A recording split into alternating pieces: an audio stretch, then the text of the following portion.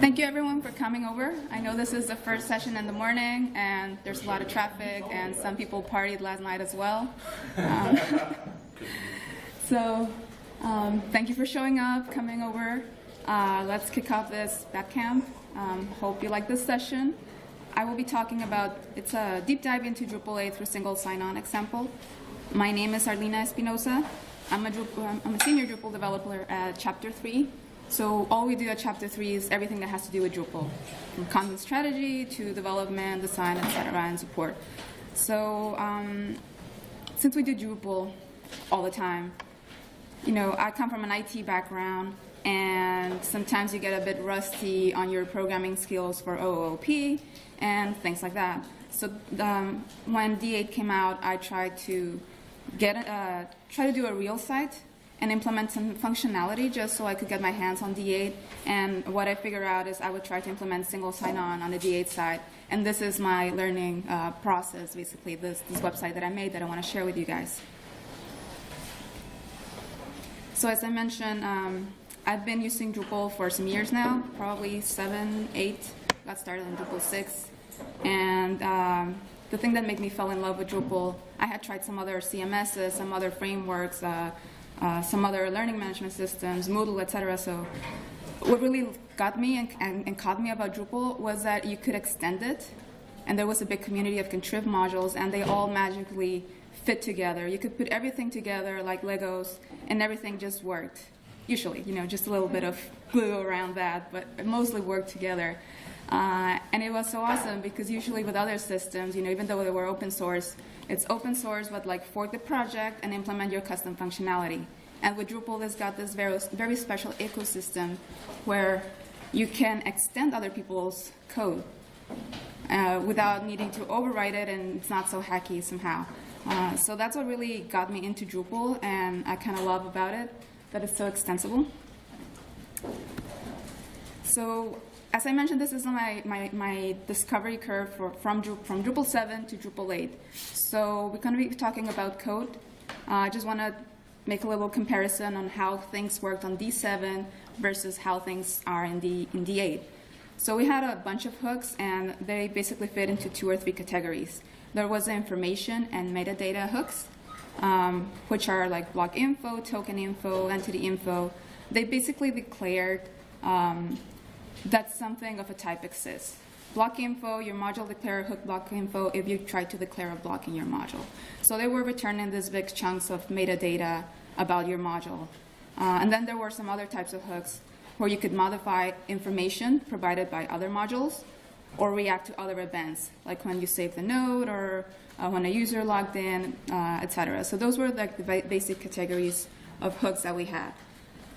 So what would happen on D8? Well, everyone goes on about how everything is so object-oriented, and you should program to an interface, and we got dependency injection, and we got a whole bunch of abstract concepts that as developers, it might just be like, whoa, I mean, what happened to my hooks? You know, I was used to developing functionality in a certain way, and they're kind of changing everything. So when it comes to Drupal, like what are the concrete changes that were implemented into Drupal? It means there are few hooks left, there are not so many, and some of the alter hooks, everything is moving towards using events listeners. So everything is moving towards the object-oriented architecture. So this is what I tried to do a custom site and just try to learn everything as I went, because a lot of talks have been given, a lot of sessions about the abstract concept of plugins and services. And then just it all made sense once you're in the session and you're listening to the concepts.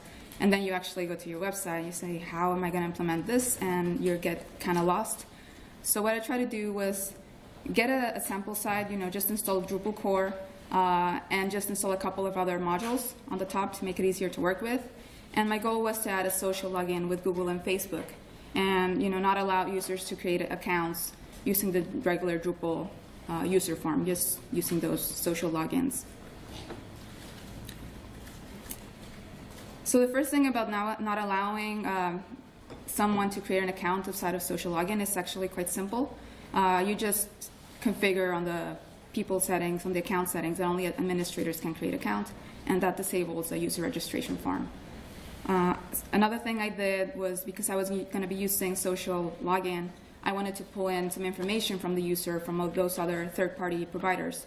So I was fetching the first name and last name. My idea was to fetch that information from Google or Facebook and automatically populate it on the user object. So this is where it gets interesting. There are a lot of ways you can implement single sign-on, and I decided to use OpenID Connect, which is based on OAuth 2. So there's usually a confusion about what is OAuth 2 and what is OpenID, and it's all actually quite simple. So this is like the workflow that happens when you try to use some sort of single sign-on implementing these protocols. So this is your user, and they try to log into your website. So this is the first access, no OAuth.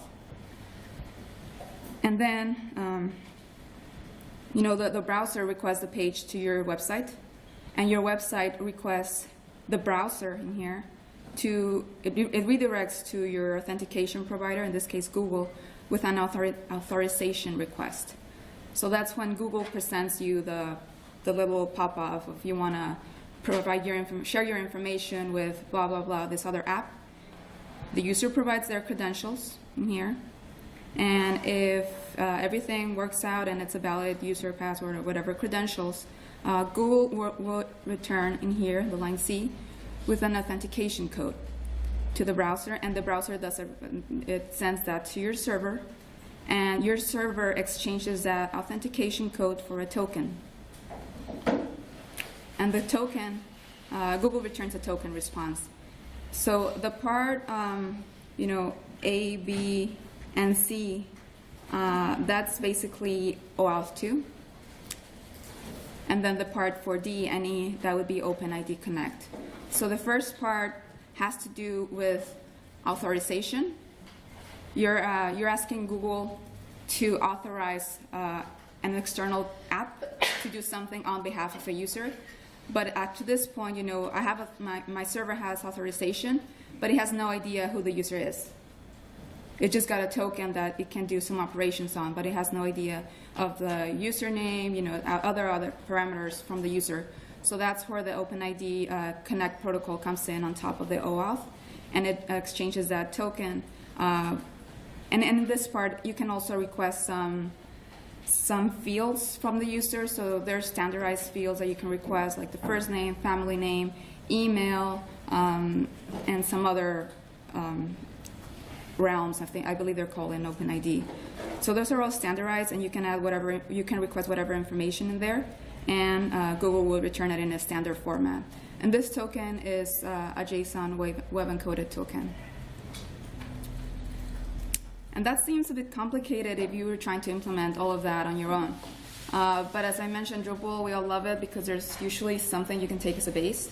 And in this case, there was already an OpenID Connect module that provided a connector for Drupal, for Google. So what I did was install the module, using Composer. You should all be using Composer. How many of you have developed modules for D8 or getting started? Okay, so that's about half of the group who did. So yeah, you install the module, and as I mentioned, there was OpenID already provides a connector for Google, and all you do is save those claims. They were not realms, or claims. Map them to your user fields in Drupal. And what you need to do to actually configure the Google account, you need to create an app on Google. So you go to console.developers.google.com, and you need to create an application. They'll ask you some things. And for your applications, you need to tell Google what services you're going to be using, your application is going to be using. So you should enable Google OAuth 2 Client ID, and it will ask you a redirect URL. So this is the path for the OpenID Connect module. And up to here, as I mentioned, this is the OAuth 2. If you want to use OpenID protocol, you should also enable the Google Plus API. Otherwise, you cannot fetch the user information. And that's basically it to connect Google. It was very simple. And you just add the OpenID module provides OpenID Connect login block, which looks like this. it provides a button to log in with whatever service you're connecting. So once you click that button, it sends you to Google if you want to provide your information to the app. My app was Drupal Ssl example. If you click allow, it sends you to the site and it sends you already logged in. Drupal does that exchange behind curtains and just fetches information, and you can see it populated the first name and last name.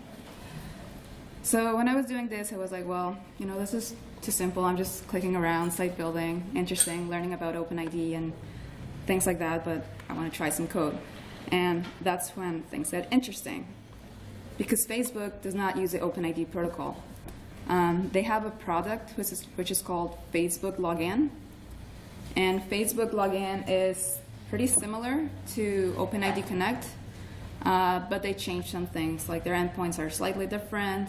The JSON web encoded tokens are in a slightly different format. They might name some things in a different way. So I was like, well, I'm going to try to extend the OpenID module. I've got already a working plugin for Google. It should be pretty similar to create my own for Facebook, right? So the first thing you need to do is to create a module. So you can do that using Drupal console. It's really simple. It'll ask you some questions. My module was called example, and at its simplest form, a module is just a YAML declaration. So I was putting my module here under the custom directory, under web modules custom, and I declared a dependency with the OpenID Connect module. So this is the part that got really interesting, because I was, okay, I have a module, now what do I need to do to extend this other module that's in there? And that's like the basic question that as a Drupal developer you're doing all the time. You got something that's kind of similar to what you need, but you need to extend it. And it was very easy in D7. You would usually have the name of the module .api.php, or you could look at what hooks were available on some other module and just pick and choose whatever you needed. And it's slightly different in D8. So for inspecting the OpenID module, there's one thing you need to know before just diving into the code, and that is what a plugin is. So plugins are the new thing in D8, and it's not so complicated. So the basic definitions is that it's a small piece of functionality that's interchangeable. So you just think as like a block. A block, many modules can provide blocks, but you can place a block wherever. And Drupal will know how to interact with the block in the same way. It doesn't care, the content of the block, but as long as the block class has a method that's called, I don't know, maybe render, it complies with an interface in the object-oriented sense, that it has a certain methods are named in a certain way and expects certain parameters and return a certain type of data type as a return. So as long as they comply with the interface, any module can swap one block for another, and everything will work nicely. So that's the magic behind D8 and this change from hooks into plugins. So they're defined by an interface, and they should all comply with that interface. And as I mentioned, you might have different blocks with different configuration. Just think of blocks provided by different modules. But they still all have the same methods, so Drupal can interact with them in the same way. So other type of plugins that we have in Drupal, there's many, many things. There's blocks, field types. Drupal has many, many field types, and it knows you can create a new field type, and as long as it complies with the field type interface, Drupal will know how to work with it. There's CK editors plugins. It's the same thing. As long as they comply with an interface, your CK editor functionality will still be able to recognize that extra additions, text filters, and it turns out when I was inspecting the module, the OpenID client creates a new type of plugin, an OpenID client plugin, so they're also plugins. So that's the new way that you can make your module extensible, by creating a new type of plugin. If you're creating a new type of functionality, you can create a new type of plugin and expose that, and other modules can then extend your module as well. So let me show you the code, how that looks, and how you can pick up the pattern just by looking at the source code of some other modules, how you can pick up what they're using and how you can extend it. So this is a contrib. This is the OpenID Connect module. And the interesting stuff, everything is within the source folder. And your first clue would be there's an annotation folder there. Plugins are, so that a plugin can be recognized by Drupal, it needs to have some things. It needs to be placed in the correct directory. It needs to comply with an interface, and it needs to have an annotation. So you can see that this module is providing a new type of annotation, the OpenID Connect client annotation. You don't need to look too deep into the class. You see, oh, there's a class in the annotation folder. And then there's a plugin folder in there. So you go like, oh, this class either provides a new type of plugin or has plugins for other modules. So how do you distinguish if that module is providing a new type of plugin or just providing plugins for some other module? Because if it provides a new type of plugin, it has to provide a plugin manager. So there's usually a class named manager in there. That means it's creating a new type of plugin. So if we inspect this class, is the font big enough? Okay. You can see it provides the OpenID Connect client plugin manager. A plugin manager is nothing else than a class that's responsible for looking for any other plugin that's of that type. So it manages all of the plugins of that type. And in the constructor, it defines some things. So you can, the parameters are always standardized in what order they should come. You can see there's the annotation name should come last. So this last parameter would be the annotation. So if you're trying to extend the module and there's no documentation, you can just look at the order of the constructor for the plugin manager, and it says your plugin should comply with this annotation, the OpenID Client Connect. And then on the first parameter is the directory under which it's going to be looking. That plugin manager is going to look under this directory in all the other modules to see if the other modules are providing a plugin of this type. And the last thing, this is the interface that any other plugin of this type should comply with, the OpenID Connect client interface. So if we inspect this OpenID Connect client interface,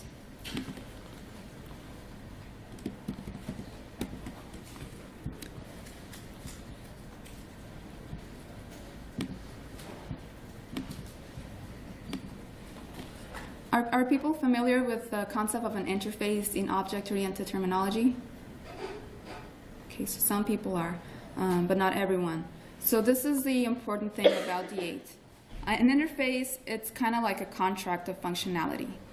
And an interface is not a class. It just defines, that whatever class will implement this interface has to have these methods. So as you can see, this interface, anything that extends this interface, that implements an interface, will need to have a function called endpoints. We'll need to have a function called authorize that accepts with this parameter. It will need to have a function called retrieve tokens. It will need to have a function called, it needs to have all of those functions. So what Drupal accomplishes with this is that whenever a module is expecting a type of plugin, let's say it's expecting a block, it can be sure that it has all these methods that you can interact with it. In D7, it was very different. It wasn't object-oriented. It wasn't using this type of things. So for the node object, let's just say the node object in D7, you didn't know if it was really a node or it was a pseudo construct. Someone just had an array and cast it into an object.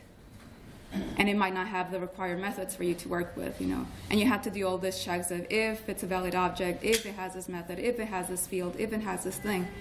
And in D8 with object-oriented, you do not have that issue, because as long as the implementing class complies with the interface, you can be sure that all of those methods are available. So it's kind of like strict typing all of your objects and making sure that everything that gets passed around complies with a certain expected functionality.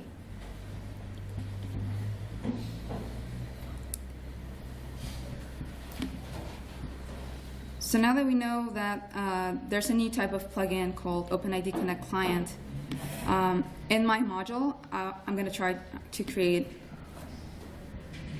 a new type of plugin of that type.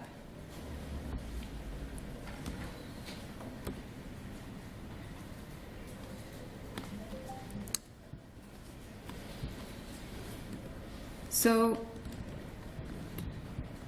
the thing you can do, it needs to comply with those three things. Place it in the correct directory, implement the interface, and have the annotation.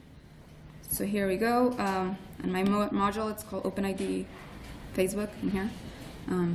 So it needs to be placed under the source directory.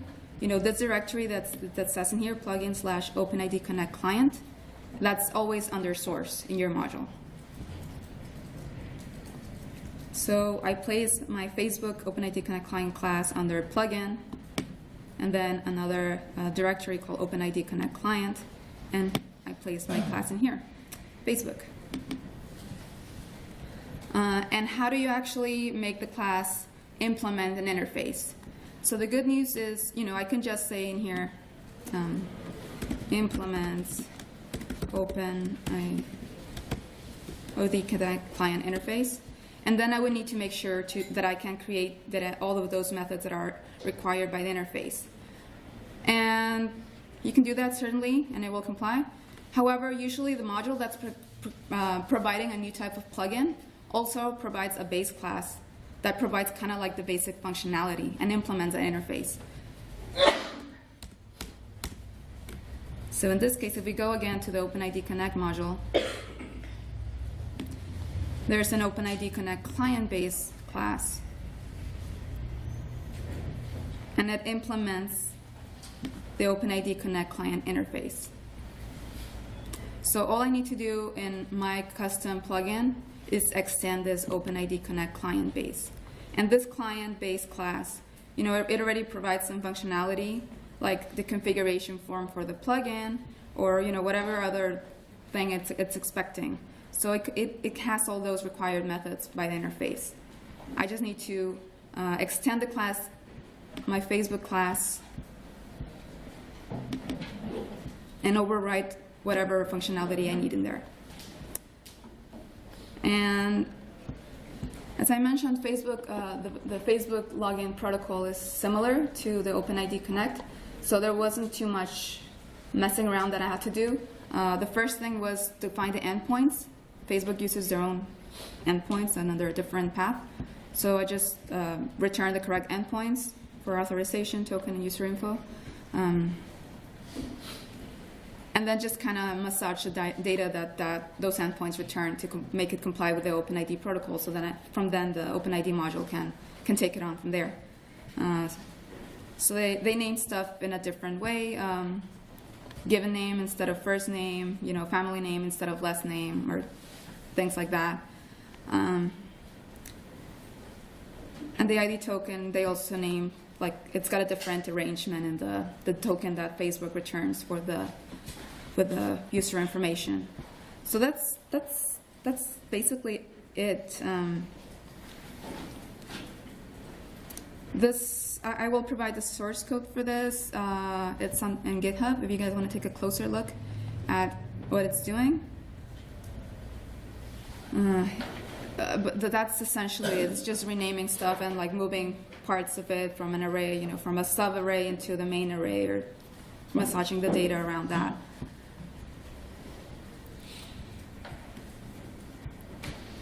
So we put our code under our module, source, plugin, OpenID Connect Client, Facebook, right? And what do we need to do for it to be recognized? We need to provide the annotation. So the annotations are nothing else than comments, a special type of comment. And this is the important declaration. Let me make it that bigger. Okay. So in the manager, you could see that I was expecting an annotation that the OpenID Connect client. So the annotation just says it's an OpenID Connect client that I'm creating in here. And it just provides the metadata. In this case, the name, the ID of the plugin, and the name that's labeled. So these annotations are basically the replacement for the info hook that we had in D7. And I find that way neater because your code is organized. You don't need to have an info block, an info hook, and then in some other file implement the actual things that are happening. This is just a single file, and it contains the metadata needed for Drupal to find it.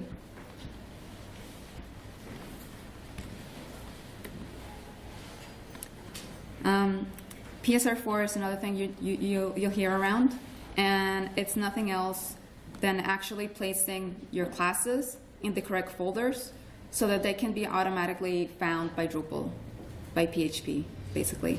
So PSR4 is like the standard of, having the source folder in there, etc. You don't need to worry about all of these details.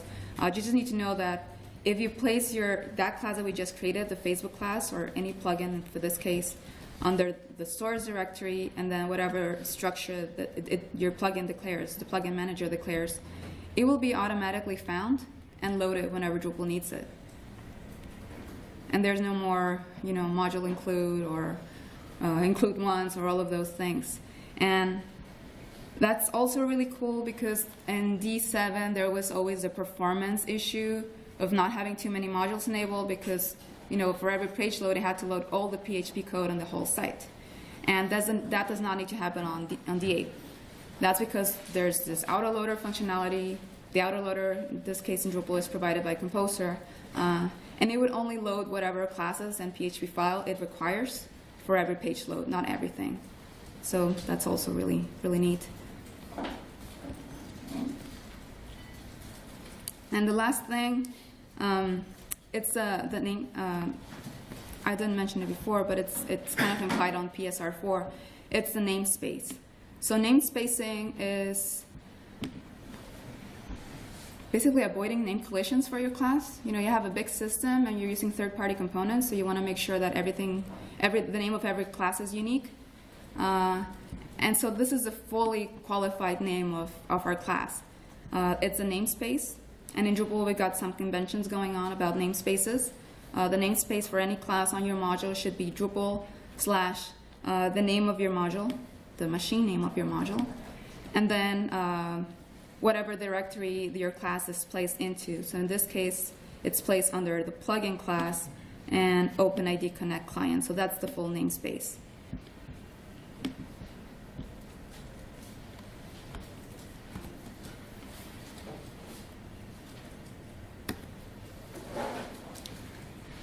Another thing that you can do, if your module needs configuration, you can provide the default configuration under the folder config install. So in this case, the base class had a configuration form, and that's basic configuration. So I basically just cloned the basic configuration from the OpenID Connect Facebook. Just copy it to my file and rename it into OpenID Connect settings. Wait, this is Facebook. It should be under my module. Okay, typo.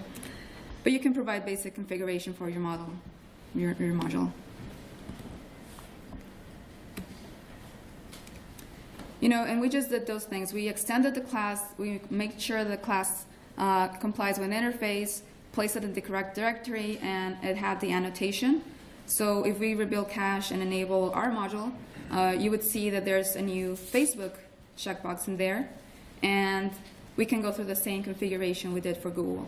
You need to create an application on Facebook and enable the required services for your application. So in this case, my category for the application was apps for pages. I need to enable Facebook login, client OAuth login, web OAuth login. It's a lot of logins in there. And it will provide you need to provide the redirect URL. And doing all of this will give you a client ID and secret, which you save into your Drupal site. And that's it. We can test it out. So now we have another button in there in the Facebook, in the OpenID Connect login block. If you try to log in with that, it will go to Facebook and let the user know if they want to provide permission for that app. And if you click accept, then it will redirect to your website and will pull the required metadata to populate your first name and last name.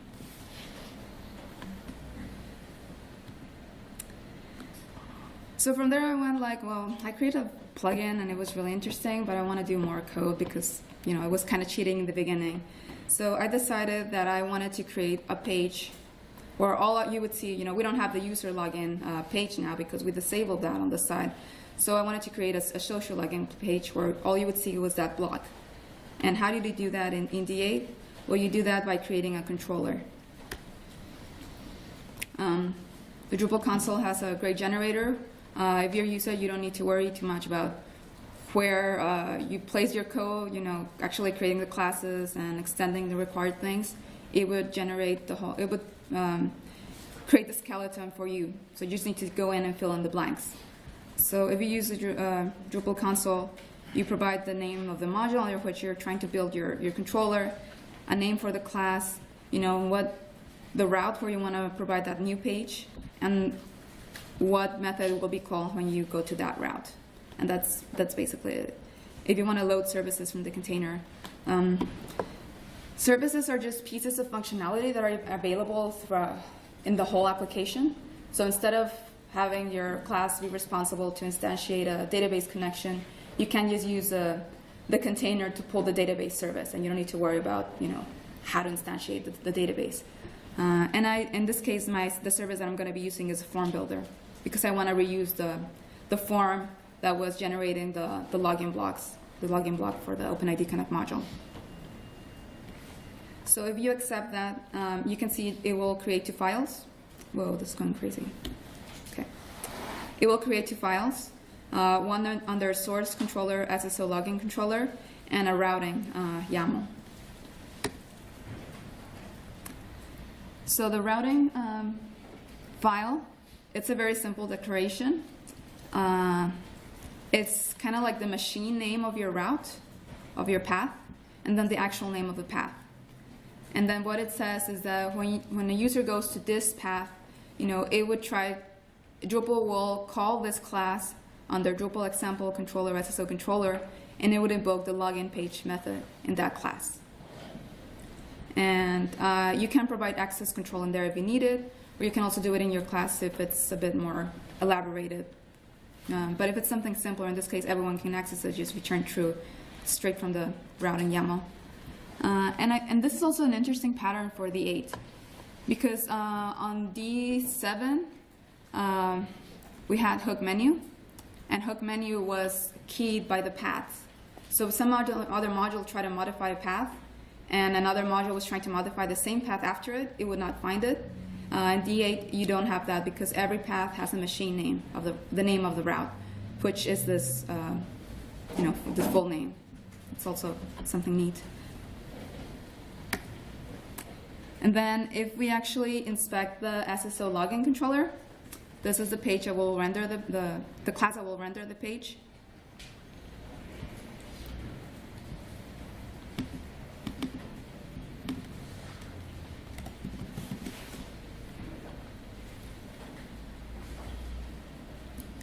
And most of this code is generated using Drupal console. So because I set through the console that the method was going to be called login page, this is all I actually had to write to generate a controller. And all I'm doing is checking if the user is logged in or not. If they are logged in, I'll redirect to the front page. If they're not logged in, then I will use the form builder and present the login form that was provided by the OpenID Connect module. Pretty sweet. If you need to rebuild cache after doing that, you will find yourself rebuilding cache too often in D8. And yeah, you know, you go to your path and you can see there's a page where all there is that login form with those 2 buttons in there. So I'm like, okay, that was fun. Let's do something else in code. because we're not going to be using the user login, we still have the admin user can use a user login form, but not the regular users. So I just want to change the path so it's not user login. I want to change it to something else so it's not easily findable by someone that knows Drupal, right, or a robot or something like that. So the way you change paths is by using a route subscriber, and a route subscriber is a special kind of service that's tagged with event subscriber. So this is kind of like extending services. You have plugins in one part, which you can extend functionality of other modules. And then if the other module provides a service, you can also, and provides a tag, you can also kind of extend it using tags. So in this case, it's an event subscriber, which means it's going to react to an event. We use Drupal console to generate the route subscriber, and it will ask us some basic questions under which module, and the name of the class you want to create, and it will create these two files, a route subscriber, and it will update or create a services.yaml file. So if you look at the services.yaml file, this is the name of our service. Our route subscriber is a service, and it says that this is the name of the class, and it's of the type event subscriber. And by looking at the route subscriber class, I'm going to look at that for code here.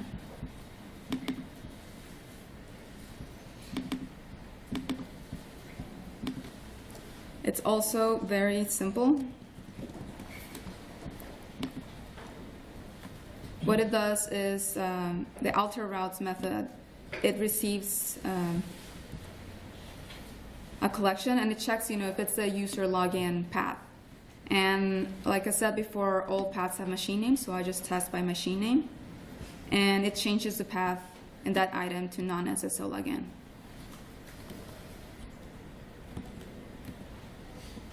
So now if you go to user login, it will say that page is not found because we changed that path. You would need to go to /non-Ssl login to actually see the regular Drupal login page.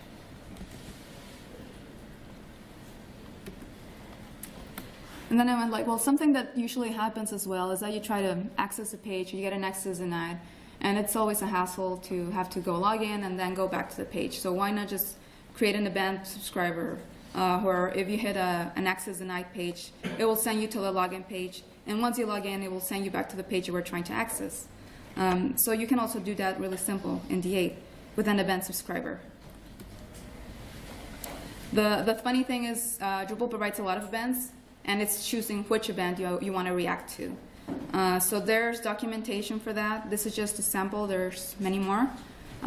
If you ask me, we still haven't moved too much to events because we still don't have events like for node save, some entity API stuff. But there are events to react like to a 403 error access denied. Oh, this is another way you can find out which events. The Drupal documentation will only specify events that are available from Drupal core. But if you got some other modules installed, you can use Drupal console, and there's event debug command, and it will let you know all of the events that are available on your particular instance of Drupal. So we generate an event subscriber. Again, it asks us for the name of our class and what event we're trying to react to. In this case, we're trying to react to a kernel exception, and you just say the name of the method they will get executed when there's that type of event. Whether you want to load services from the container and a name for your service. And when you confirm generation, it will create or update two files. So it will update your services YAML, and it's a similar declaration. So the name of your class, if you're passing any services from the container, and it's tagged with event subscriber, so Drupal knows to invoke it, look for events in this class. And the subscriber might be a little bit of fun in there. Okay. The subscriber, it's also pretty simple. It's basically two things. The get subscribe events, it implements an interface, so Drupal knows to look for in a particular method to know where it needs to retrieve what events this class is reacting to. So it's just an array of the events that this module is handling and what method on this class it's going to invoke in that case. So this is an event we're reacting to, a kernel event exception, and whenever that happens, it's going to call the onKernel event method in this class, which is this one. So all I'm doing in here is from the event pulling out the exception, and it might be a kernel exception might be of many types. So I just need to check that it's the correct type of access denied exception. If it's not, that I don't care. I let Drupal proceed to whatever it wants to do with that type of error. But if it is, then I construct a URL where it will send them to the login page and add the destination parameter as the current URL that you were trying to access it. So that's all I'm doing right here. I'm getting the current URL, adding it as a query, and getting the route from my new login page, the Ssl Login page, and sending that destination parameter as a part of the query, setting the response.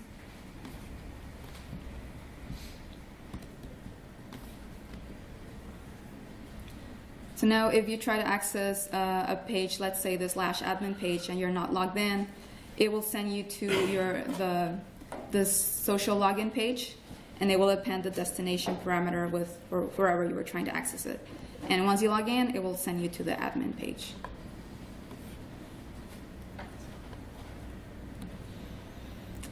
So this is kind of like a potpourri of stuff you can do with D8, using very little code and trying to piece everything together. And what I wanted to share is basically my experience in learning D8, how it's not too difficult. There's great tools to get you started and not worry about, half of the time you spend debugging D8 sometimes is because you misplaced the name, you place the file in a different directory if you're not using like Drupal console, or you name something in a different way and it's not picking up the right annotation or something like that.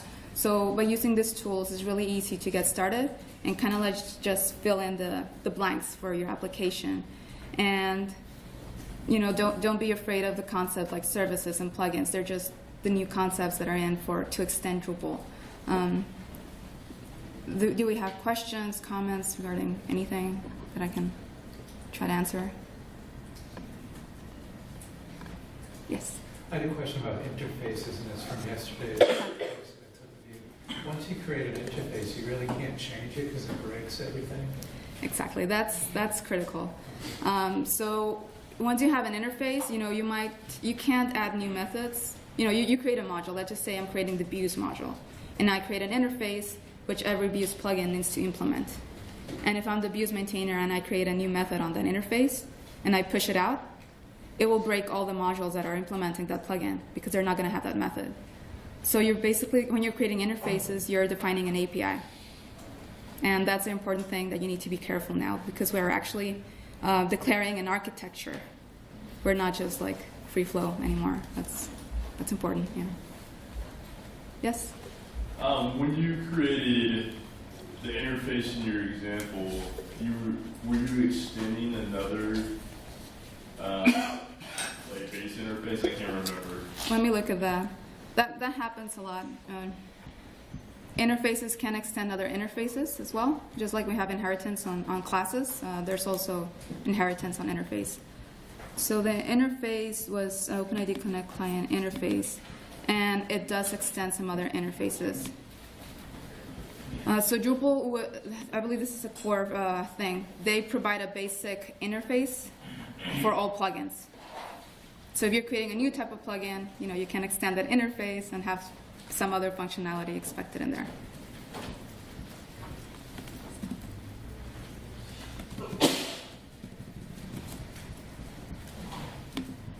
Yeah. And this is the methods that are required: build configuration form, validate configuration, and submit configuration. So yeah, those.